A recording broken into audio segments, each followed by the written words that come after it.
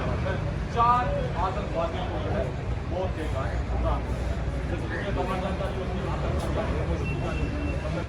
और हम उसको बड़ा ही वेलकम करते हैं सर, और हम एश्योर करते हैं कि इनको स्ट्रेंथन करेंगे further at the grass root level. हमारे जो एम्प्लॉइज हैं सारे इनके साथ शरा बशारा खड़े हैं और मैं इनको बेस्ट विशेस देता हूं। और आपको भी सर इन फ्यूचर आपके भी एज ए चीफ मिनिस्टर, वर्दी चीफ मिनिस्टर हम आपको देखना चाहेंगे और जो एम्प्लॉइज के इश्यूज हैं वो एड्रेस होंगे डेफिनेटली। और इन्हीं के साथ मैं आपको बहुत शुक्रिया करता हूँ। Thank you. अपने गुरु और प्रोविंशियल पावर अप्लाई यूनियन के चेयरमैन जनाब शक्ति गुप्ता जी से रिक्वेस्ट करूंगा कि वो आए और अपने ख्याल रखें, आगे की कार्रवाई जो जल्दी से जल्दी शुरू की जाए, क्योंकि आज फ्राइडे भी है और हम सबको जाना पड़ेगा जल्दी। इसलिए आप सबसे रिक्वेस्ट है कि आप आए और मंच पे जल्दी से जल्दी अपने ख्याल रखें ताकि बाकी भी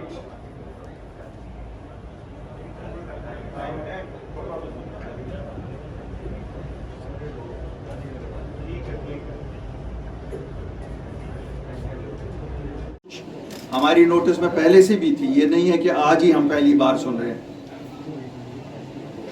हम एक डेडिकेटेडली इसीलिए अब अपनी जो ट्रेड यूनियन बनाई है इसीलिए बनाई है कि ताकि ये मसले फोकस में आ जाएं।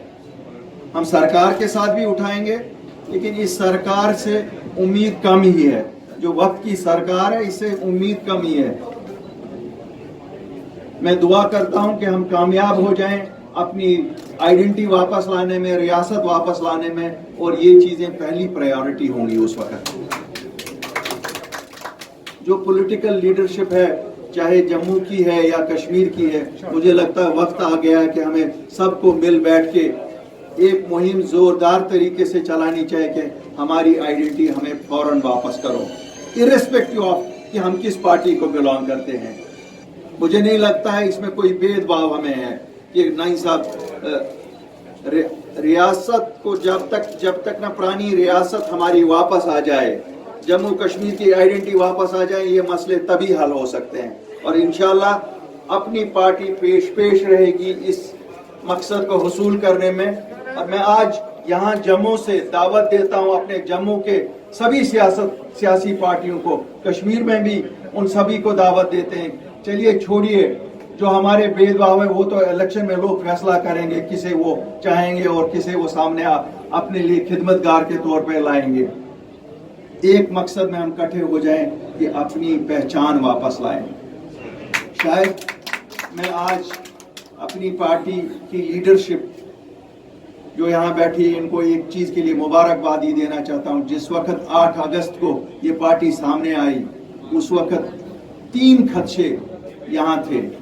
एक खदशा ये था कि हमारी आइडेंटिटी गई, स्टेटहुड गई, ये कब वापस आएगी। दूसरा कि हमारी नौकरियां छिन जाएंगी, हमारा ये बच्चों का क्या होगा। तीसरा था हमारी ज़मीनें वैसे ही कम है, तो ये ज़मीनें जब बाहर के लोग ले जाएंगे तो हमारे बच्चे कल कहाँ रहेंगे। इनकी हिम्मत की दाद देता हूँ जो उस वक्त खड़े हुए मेरे साथ, और आज कम से कम 2 परेशानियां तो हमने दूर की हैं। एक, जब सरकार ने ऑर्डर निकाला था कि खाली क्लास 4 जम्मू कश्मीर के वासियों के लिए होंगे, तो हम लोगों ने एक मुहिम चला के वहाँ 24 घंटे में चेंज करवाया, सभी नौकरियां यहाँ के बच्चों के लिए बचाई। तो मैं उन बच्चों को मुबारकबाद देता हूँ और अपनी जमात को दूसरी भी मुबारकबाद देता हूँ कि ज़मीनों का जो खदशा था, जब 5 अगस्त को 370 उठा तो ये था क्या कोई भी ज़मीनें खरीद सकता था। ठीक है, जो लैंड लॉ आया वो 100% हमारी सेटिस्फेक्शन पे नहीं है, लेकिन कम से कम 95% तो हमने बचाव तो किया ना। एग्रीकल्चर लैंड कोई बाहर से नहीं खरीद सकता है। 7% जो हमारी गवर्नमेंट लैंड है वो कोई नहीं खरीद सकता है। इंशाल्लाह जो बाकी 5% है उसका भी बचाव करेंगे, जरूर करेंगे। मकसद कहने का है, अब जो मेन मसला है वो है कि स्टेटहुड वापस लानी है। इंशाल्लाह उसके लिए भी हम वादाबंद है और वो हमारे कोर एजेंडाज में से है। जिंदाबाद जनाब बुखारी साहब, जिंदाबाद जनाब बुखारी साहब, जिंदाबाद जनाब गुलाम हसन साहब, जिंदाबाद जनाब गुलाम हसन मीर साहब, जिंदाबाद। बुखारी साहब, नाइट कर्फ्यू जम्मू कश्मीर में लगा दिया गया 8 जिलों में। और बाहर के राज्यों में भी नाइट कर्फ्यू लगाया जा रहा है, लेकिन बंगाल में चुनावी रैलियां हो रही हैं, वहाँ पर क्या कोरोना नहीं है? देखिए, जहाँ तक नाइट कर्फ्यू का ताल्लुक है, सरकार ने कुछ सोच के लगाया होगा। अल्लाह से दुआ करेंगे कि इस बीमारी का कंट्रोल रहे। Precaution is better than. लेकिन दोहरे मापदंड नहीं है देश में जी। देखिए, दोहरे मापदंड ये तो बहुत छोटी सी बात है। हम तो वैसे ही दोहरे मापदंड देखते हैं। लखनपुर से इस साइड एक कानून है। हमने तो पूरे 1.5 साल से यहाँ देखा कि जो भी अंदर लखनपुर से आया उसको टेस्ट हुआ, लेकिन अच्छा ही है, कंट्रोल तो हुआ सर। वरना बाहर तो कहीं टेस्ट नहीं हो रहा था। चलिए, खुदा करे पूरे मुल्क में बीमारी कंट्रोल में आ जाए। स्टेटहुड की बात करते हैं, लगातार बात करते हुए आ रहे हैं। आज भी आपने कहा कि स्टेटहुड जब तक नहीं मिलेगी तब तक मसाइल कोई भी हल नहीं होंगे, लेकिन ये कब सर मुमकिन होगा? हमें कब स्टेटहुड का दर्जा वापस मिलेगा? देखिए मेरे भाई, मेरा थोड़ा सा बाकी सियासी पार्टियों से इस बात पे इख्तलाफ है। वो कहते हैं प्राइम मिनिस्टर साहब ने वादा किया है, होम मिनिस्टर साहब ने वादा किया है, खुद ही मिल जाएगा। अल्ताफ बुखारी और अपनी पार्टी क्या कहते हैं? हम तो कहते हैं माँ बच्चे को दूध नहीं देती है जब तक वो रोता नहीं है। इसीलिए हमें तो जिद्दोजहद करनी है, इंशाल्लाह ज़रूर लाएंगे। हम वादा बंद है, ये हमारा कोर। एक उनका बयान आया था जिन्होंने कहा कि जम्मू डिक्लेरेशन जो है उसकी बात कही गई। कहीं ना कहीं जो गुलकार अलायंस है उसके बाद जम्मू डिक्लेरेशन की बात आ रही है और वो कहते हुए नजर आए कि जम्मू जो है पिछड़ता चला जा रहा है, हमें एक साथ होकर चलना पड़ेगा। इसको आप कैसे देखते हैं? देखिए, मैं एक चीज़ बताऊंगा पहले आपको। जम्मू कभी भी पिछड़ा हुआ नहीं दिखेगा। आपने देखा होगा अपनी पार्टी जो बनी 1 साल और 1 महीना हो गया, क्या आपने कहीं देखा कि एक बयान श्रीनगर में है, दूसरा बयान यहाँ है या तीसरा बयान दिल्ली में?